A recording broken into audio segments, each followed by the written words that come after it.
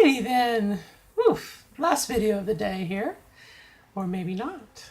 Um, Again, if you're watching these in sequence, I took a break from work and went and did my put on a little bit of makeup, did my nails. So anyway, my goal being not to do too much makeup. You know, the tendency is to, I think when you have your second adolescence, you kind of like to do a lot of makeup and kind of perfecting my look. So if you said my eyes, I know I like to show my eyes off, but you know, um, again, it's all part of your look and who you are. So my look is going to be different than your look. So anyway, still day 33. I wanted to just talk a little bit. A couple of videos ago, I talked about some current events, and a couple days ago, in Orlando, Florida, there was a person who went into a nightclub, a gay nightclub, on Latino night, and basically shot up, killing, I believe, 49 people immediately. And then right now there's about 40, 50 people in the hospital, and some of them are in critical condition. They may not make it. So the death toll may go up. It's still kind of being processed. So that happened a couple of days ago. And then also a couple of days ago, and I don't think it was in California. I think they stopped the person in Indiana, but they were going to go to a gay pride festival and basically cause some havoc. They had a lot of guns and whatnot. So, you know, I guess I just wanted to do a little, felt like I needed to say something. You know, there's a lot of people who are trying to, I mean, I think it's in human nature to say, oh, you know, this person did it for this reason, this person did it for that reason. And there was a person who just happens to be a lawyer for the ALCU who, you know, tweeted something about how in America, you know, there's an agenda for, I think, what he called the right wing Christian, whatever. Well, I guess what used to be called the moral majority or whatnot. I think they're more the moral minority now, but, you know, that they were to blame. And I don't really think anyone can be to blame, especially when an individual does something. You can't blame it on, you know, they made up their mind to do something. They were determined to do it, obviously, to, excuse me, go into a nightclub or somewhere and kill people. I mean, you got to have motive. You got to have the guns. You got to have the ammo. It's not something you do on a spur of the moment. Okay, you're not throwing up a piece of, you know, trash in the garbage. You had to plan for it, I guess is what I'm saying. So I've heard somewhat that, you know, this person was radicalized by ISIS or terrorism. And so you have a bunch of people out, you know, against Muslims now. And you have, he was a gay basher, he was a hater. He was dealing with his own sexuality. So there's some homophobia in there. And fortunately or unfortunately, the transgender community is kind of joined at the hip to the lesbian and gay community, LGBT. So it's like we get sucked into it by default. And, you know, it's society's is always a crucible of emotions and conflicting priorities, you know. It just, this is the flavor of the day. And obviously, you know, this is fresh in people's minds. So, you know, again, here in town this weekend, in where I live, actually across the river from where I live in Louisville, this weekend is the Pride Festival. And then the following week, here where I do live in Jeffersonville, Indiana, is the Jeffersonville Pride Festival. So here you have, you know, two situations where the whole idea of terrorism to make you afraid.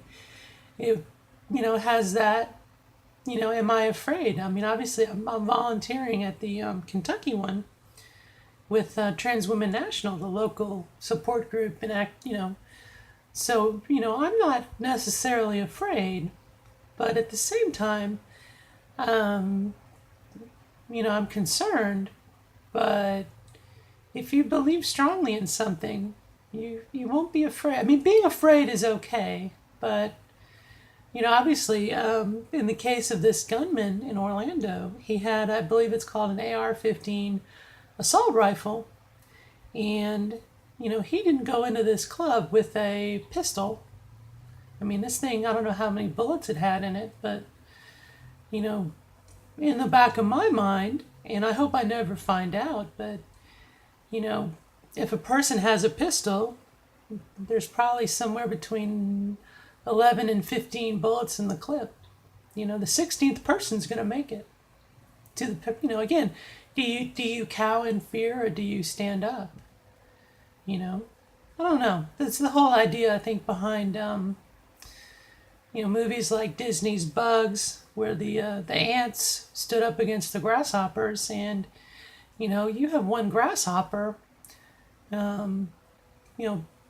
Sure, they're the Tyrannosaurus Rex of the bug world. They're stronger, faster. They're going to kill you.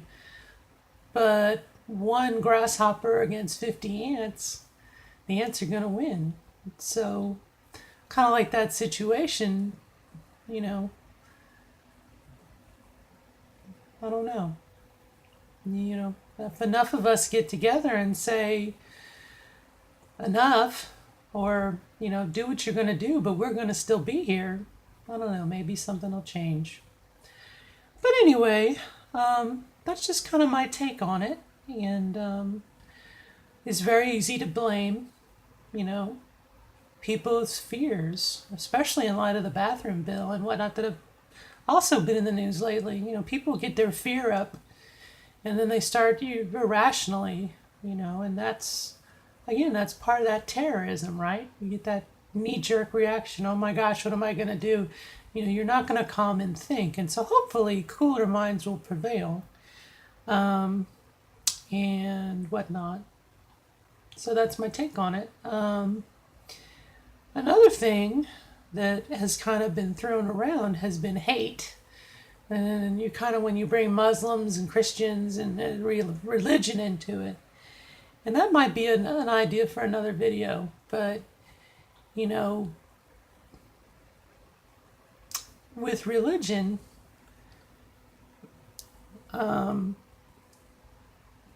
spirituality and religion, you can have an emotion, you can have a feeling.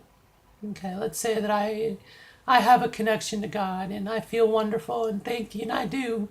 And every day I get up and I'm like, thank you, God, for this opportunity to be alive today. And everything's great and wonderful, right?